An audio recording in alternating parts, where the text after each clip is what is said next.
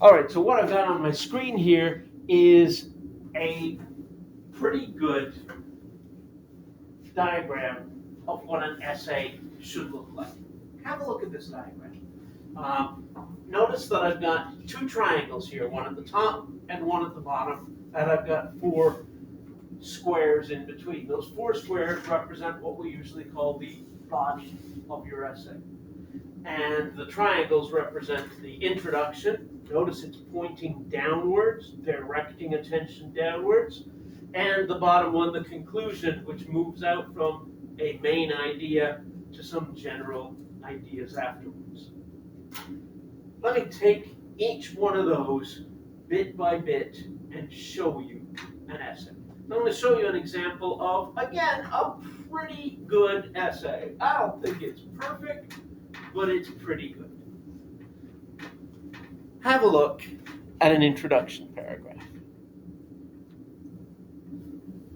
You may remember that old saying that a dog is a man's best friend. While that cliche may contain some truth, dogs are not the only animal friend whose companionship people enjoy. For many people, a cat is their best friend. Despite what dog lovers may believe, cats make excellent house pets because of their companionship, their civilized nature, and their ease of care. Notice what I've got here. I began with a hook. That old saying, a dog is a man's best friend, which obviously I'm going to throw some shade on. And then I explain a little bit, and I come down to my thesis statement. And notice my thesis statement has a main claim, cats make excellent house pets, and it has three reasons that back it up. Their companionship, their civilized nature, and their ease of care. This is going to be pretty easy to make an essay out of. Watch what I do after this. And again, notice that pointing down thing, right? This began with a general idea and moved down to a very specific thesis statement. Cats make excellent housemates because of this, this, and this. Okay, now let's have a look at my first body paragraph. And notice as I'm moving through, that little red circle is going to move down. It started at the top, and it's going to move down as I show you each of the paragraphs in my essay. Now I want to look at that first body paragraph. First, people enjoy the companionship of cats. Many cats are affectionate. They will snuggle up and ask to be petted or scratched under the chin. Who can resist a purring cat? If they're not feeling affectionate, cats are generally quite playful. They love to chase balls and feathers or just about anything dangling from a string. They especially enjoy playing when their owners are participating in the game. Contrary to popular opinion, cats can be trained. Using rewards and punishments, just like with a dog, a cat can be trained to avoid unwanted behavior or perform tricks. Cats will even fetch. Again, notice the statement, example, explanation kind of structure of this. It doesn't have much of a concluding sentence. As I said, it's not a perfect essay, but it's still pretty darn good. Now let's look at the next one. Furthermore, cats are civilized members of the household. Unlike dogs, cats do not bark or make other loud noises. Most cats don't even meow very often. They generally lead a quiet existence. Cats also don't have accidents. Mother cats train their kittens to use the litter box, and most cats will use it without fail from that time on. Even stray cats usually understand the concept when shown the box and will use it regularly. Cats do have claws, and owners must make provision for this. A tall scratching post in a favorite area of the house will often keep the cat content to leave the furniture alone. As a last resort, of course, cats can be declawed. Again, we've got a mixture of example and explanation, and again, not much in the way of a concluding sentence. I have said before, concluding sentences are actually the hardest thing to do really well. If you do them poorly, they're just boring. Finally, one of the most attractive features of cats as house pets is their ease of care. Cats do not have to be walked. They get plenty of exercise in the house as they play, and they do their business in the litter box. Cleaning a litter box is a quick, painless procedure. Cats also take care of their own grooming. Bathing a cat is almost never necessary because under ordinary circumstances, cats clean themselves. Cats are more particular about personal cleanliness than people are. In addition, cats can be left home alone for a few hours without fear. Unlike some pets, most cats will not destroy the furnishings when left alone. They're content to go about their usual activities until their owners return. And now, the final paragraph. Cats are low-maintenance, civilized companions. People who have small living quarters or less time for pet care should appreciate these characteristics of cats. However, many people who have plenty of space and time still opt to have a cat because they love the cat personality. In many ways, cats are the ideal house pet. Notice again what this has done, and notice again the structure is like a triangle pointing up, because it begins with this very sharp restatement of the thesis. Right? The original thesis statement was a little bit longer. This condenses it, but cats are low-maintenance, civilized companions. Those are my three subtopics.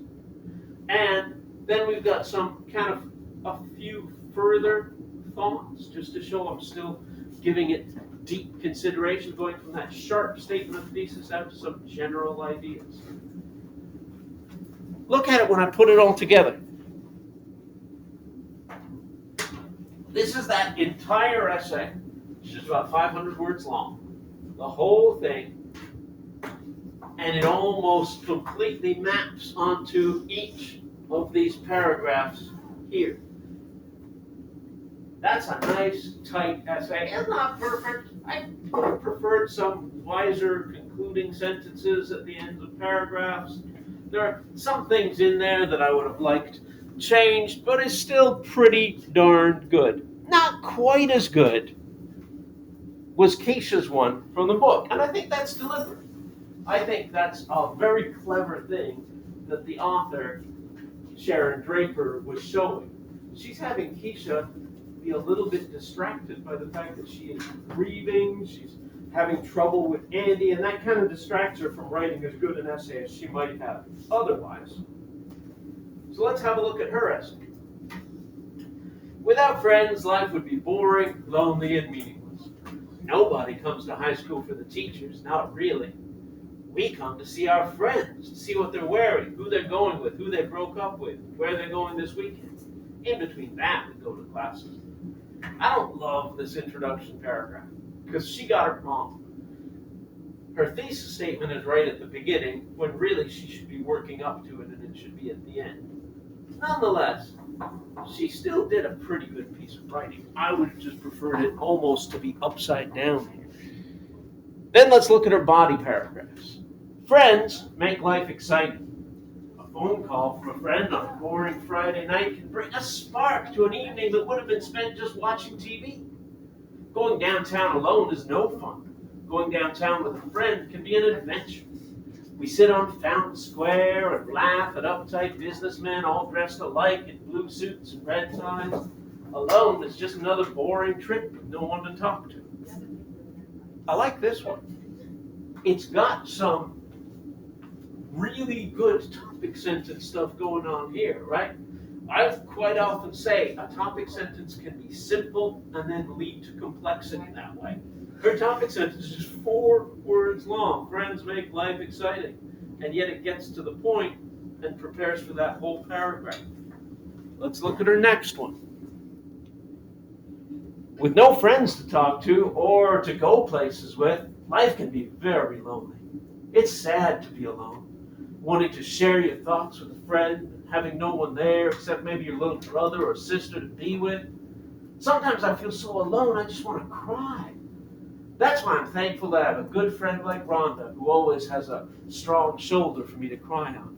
She's getting a little bit distracted from her central point and more talking about the drama going on in her own life here. But again, I think that's a subtle, clever thing that the writer is doing. When the bad times come, like when Robbie died, a friend is the most important thing in the world. Rhonda and I cried together, went to the funeral together, and tried to help the boys involved as much as we could. She and Tyrone are doing fine. I'm having a rough time with Andy. I think it's because he lost his best friend and it's hard for him to get over the guilt and the pain. He once told me that his life had lost its meaning.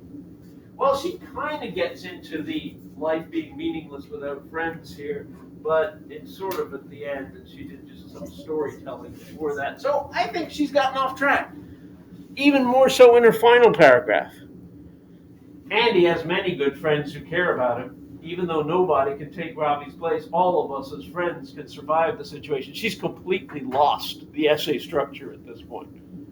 That's all right. This isn't an essay handed in a real class, after all. She is a fictional character, and the author is using that homework to show us what's going on in her life. She does, however, have the 5-paragraph structure, right? She's got an introduction, she's got a conclusion, she's got 3 paragraphs in between. It's still not that great. But nonetheless, you put all of that stuff together, and in both cases, you've got what an essay is, a planned out piece of writing. Now I'm going to stop recording because there's no point in me recording playing you a video. So hang on a second.